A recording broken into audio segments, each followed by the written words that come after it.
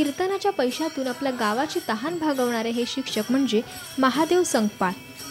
सांगली जिल्ह्यातील शिराळा तालुक्यातलं शिवरवाडी हे डोंगर माथ्यावर वसलेलं गाव। या गावाची लोकसंख्या केवळ 1400 इतकीच।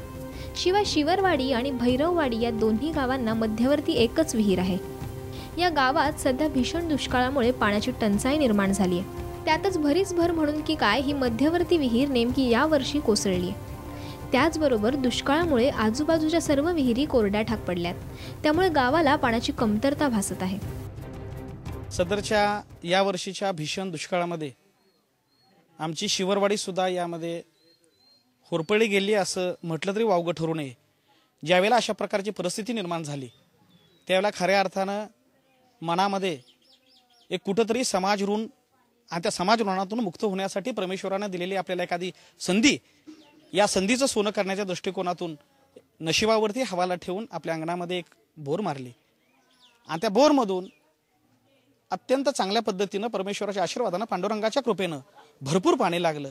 मग ते लागलेलं पाणी ह्या असणाऱ्या शिवरवाडीच्या संपूर्ण सर्वसामान्य लोकांना पिण्यासाठी किंवा जनावरांच्यासाठी असेल, धुण्यासाठी असेल, हा वापर होण्यासाठी एक चांगल्या पद्धतीचं मला साधन मिळालं। परमेश्वरानं एक साधन निर्माण केलं आणि म्हणून ते या दुष्काळामध्ये ते साधन चांगल्या पद्धतीनं मला वापरता आलं। सर्वसामान्य लोकांना कुठल्याही प्रकारचा सोबता न घेत एक प्रामाणिकपणे चांगल्या पद्धतीनं पार आतापर्यंत पाडलेला आहे।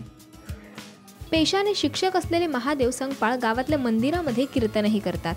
त्यांनी कीर्तनातून जमलेल्या पैशाने आपल्या घरासमोर बोर मारली आणि त्याच्या बोरला सुदैवाने तब्बल 250 फुटावर पाणी लागलं। संकपाळ यांनी या बोरचं पाणी गावाला मोफत द्यायला सुरुवात केली। गेल्या 4 महिन्यापासून ते पाणी मोफत वाटतायत।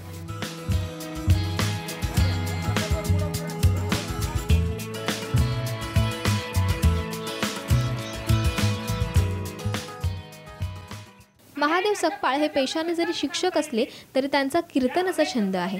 त्यामुळे ते गेल्या 2 वर्षापासून प्रत्येक गावामध्ये जाऊन ज्ञानेश्वरी पारायणाच्या निमित्ताने कीर्तनातून स्त्रीभ्रूण हत्या, शेतकरी आत्महत्या, व्यसनमुक्ती आणि दुष्काळ या विषयांवर जनजागृती करतात।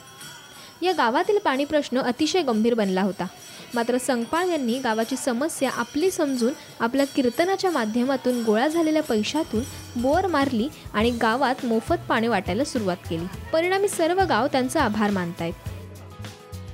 चालू वर्षी दुष्काळ भयानक जाणवला। पाण्याची पातळी खालावली, त्यामुळे पाणी अजिबात नाही।